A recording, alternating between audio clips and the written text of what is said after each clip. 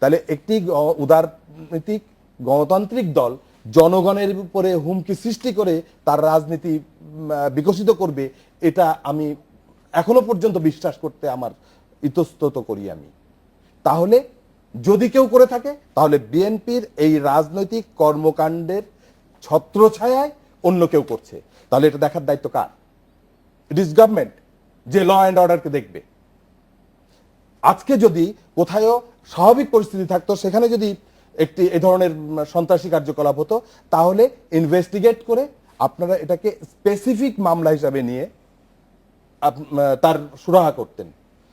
এর জন্য আপনি র্যাব গঠন করেছেন, এর জন্য আপনি সিআইডি ক্রিমিনাল ইনভেস্টিগেশন ডিপার্টমেন্ট গঠন করেছেন। বাংলাদেশে এই পর্যন্ত কতগুলো পেট্রোল বোমার ঘটনা ঘটেছে? একটি ঘটনা কি আপনি, আপনার দ্রুত বিচার আইন রয়েছে, আপনার হাতে আইনের শাসনের জন্য যে অস্ত্রগুলো তুলে দেওয়া হয়েছে, যে আইনি অস্ত্রগুলো তুলে দেওয়া হয়েছে, আপনি প্রয়োগ করছেন কোথায়? আপনি প্রয়োগ করছেন বিএনপির যুগ্ম মহাসচিবকে অ্যারেস্ট করে। আপনি কে হুকুমের আসামি সেটি আপনি ওপর থেকে ধরে করবেন? এটি কি আপনার তদন্ত প্রক্রিয়া? তদন্ত প্রক্রিয়া স্পেসিফিক ঘটনায় আপনি স্পেসিফিক তদন্ত করবেন, করতে যে আসামি ধরে আপনি আনবেন কে তাকে হুকুম দিয়েছে। আপনি ওপর থেকে যাচ্ছেন, আপনি নিচে থেকে, অর্থাৎ রিয়েল তদন্তের জায়গায় না যেয়ে। এটি হচ্ছে আপনার প্রশাসনিক ব্যর্থতা। এই প্রশাসনিক ব্যর্থতাকে রাজনৈতিক সংকট হিসাবে আখ্যায়িত করে আপনি আমাকে, আমার মতন সাধারণ মানুষকে আপনি হুমকির সম্মুখীন করে তুলছেন। কিন্তু রাজনৈতিক এই কর্মসূচিগুলি না আসলে আপনি কি সন্ত্রাসের সমাধান কি কখনো, জঙ্গিত্বের সমাধান কি কখনো আলোচনা টেবিলে নিষ্পত্তি হতে পারে? শক্তি প্রয়োগ করে যদি সংসদীয় কমিটিতে বলেছে, আপনি কিছু বলতে চাচ্ছেন? না, আমার মনে হয় যে আমি ওনার সাথে এই একটা বিষয়ে একমত না। এটা যেই মানে যে সন্ত্রাসী কার্যক্রম হচ্ছে অবভিয়াসলি সেটা তো নিন্দনীয়, কিন্তু এটা হলো কেন? হলো হচ্ছে একটা পলিটিক্যাল সমস্যা তৈরি হয়েছে জানুয়ারি 5-এর ইলেকশন নিয়ে। হ্যাঁ, এখন অনেকে বলছে যে খালেদা জিয়াকে যদি অন্তরীণ না করা হতো তাহলে এটা হতো না। এটা হতোই একদিন না একদিন এটা, কেননা জানুয়ারি 5 ইলেকশন নিয়ে অনেক প্রশ্ন আছে। সেই প্রশ্নের সম্মুখীন একদিন না একদিন এই মানে বিএনপি করতো বা এই কোশ্চেনগুলো আসতো। আমার ভোটাধিকারের প্রশ্ন বা জনগণের ভোটাধিকারের প্রশ্ন, ইলেকশনের কোয়ালিটিটা নিয়ে প্রশ্ন, তারপরে পরবর্তী ইলেকশনগুলো যেভাবে প্রশ্নবিদ্ধ হয়েছে, ইলেকশন কমিশনের ইন্ডিপেন্ডেন্স নিয়ে প্রশ্ন। তো আমরা একটা পদ্ধতি থেকে বের হয়ে আমরা নতুন একটা পদ্ধতি আসলাম, এসে আমরা একটা এমন একটা গলিতে গেলাম যেখানে আলোর কোনো দেখা নাই। সেই জন্য আসলে এই যে সমস্যাগুলো তৈরি হচ্ছে, যে সেগুলো হলো by product of a very deep political problem. এই পলিটিক্যাল প্রবলেমটা সবারই আসলে স্বীকার করে নেওয়া উচিত। আর যেই সমস্ত অ্যাটাক হচ্ছে সেগুলো আসলে পুলিশকে পুরোপুরি ট্রাস্টে এনে পুলিশ যদি এগুলোকে ইনভেস্টিগেট করে, আমার মনে হয় পুলিশ তো বের করতে পারে। এরকম তো মানে বাংলাদেশে এই যেই ধরনের ইন্টেন্সিটিতে অ্যাটাক হচ্ছে এটা তো ভাবা যায় না। আমি একটু অ্যাড করতে চাই, হান্নান ভাই যে কথাটা বলেছেন, এবং উনি বলেছেন আপনি যাত্রাবাড়ির ঘটনা এখনো পর্যন্ত এই এক মাসের সবচেয়ে বড় ঘটনাটি হচ্ছে যাত্রাবাড়িতে একসঙ্গে 29 জন বা 30 জন পেট্রোল বোমায় দগ্ধ হয়েছে।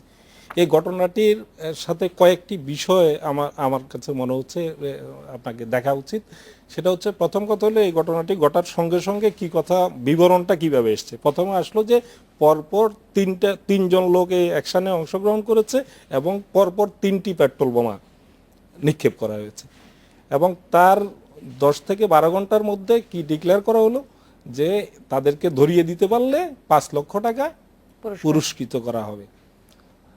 তার 10-12 ঘন্টার মধ্যে মামলা হলো। মামলায় আসামি হলেন কারা? মামলায় আসামি হলেন টোটাল 50 জনের বেশি হচ্ছে প্রত্যক্ষ অংশগ্রহণ, আর হুকুমের আসামি আরো 30 থেকে 40 জন, খালেদা জিয়া সহ, এবং তার মোট 18 জন, নির্দেশদাতা হিসেবে 18 জন হুকুমের আসামি। যাই হোক, তো তাহলে আপনি কি, আপনার যে ধারাবাহিকতাটা কি?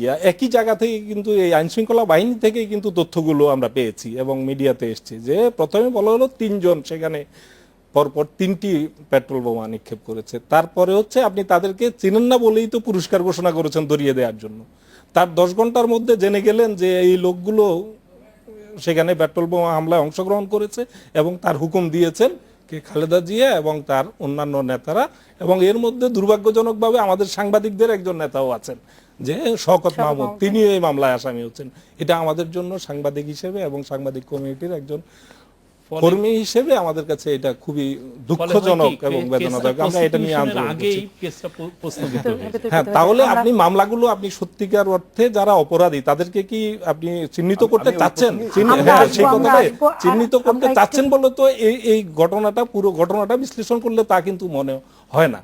আর আরেকটা বিষয় আমাদেরকে যেটা দেখতে হবে, আমরা মিডিয়াগুলো, আপনি যে কথা আমাকে বলছিলেন যে মিডিয়া, আমরা মিডিয়াতে যতটা না সেই বার্ন ইউনিটের এই যে দগ্ধদের নিয়ে যতটা আমরা একের পর এক সিরিজ আমরা স্টোরি করে যাচ্ছি, সেটা দেখলে যে কোনো নাগরিকের, যে কোনো পাঠকের প্রশ্ন উঠতে পারে যে এর বাইরে যে ক্রস ফায়ারে ধরে নিয়ে গুলি করে মারা হচ্ছে, গুলি করে মারা হচ্ছে, তাদের ব্যাপারে কি আমাদের কোনো একটা হিউম্যান স্টোরি আমরা কতটা করছি? সবদিকে আমার ধারণা হ্যাঁ, সবদিকে কভার করছে, আপনাদের তো নজর পড়ছে না। ধন্যবাদ আপনাদের তিনজনকে আমাদের সাথে সময় দেওয়ার জন্য।